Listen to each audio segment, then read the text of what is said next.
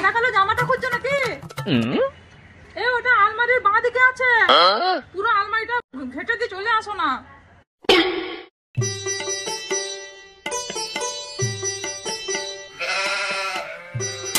বলি রান্নাঘরে চানাচুরটা খেয়ে পরে ঢাকাটা লাগিয়ে দিয়ে আসবেন। সেদিনে চানাচুরে পিঁপড়ে লেগে গেছিল। মনে করছে বুঝতে পারবো না আমি আসছি। হ্যাঁ এসো।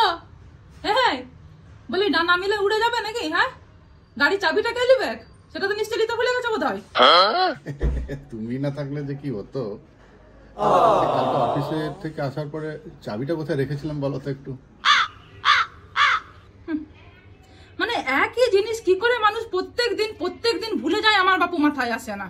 এই জন্যই বলে না যে নিজের ছেলে মানুষ করা অত কষ্ট নয়, এই শাশুড়ির ছেলে মানুষ করতে করতে চুল পেকে গেল, দাঁত লড়ে গেল।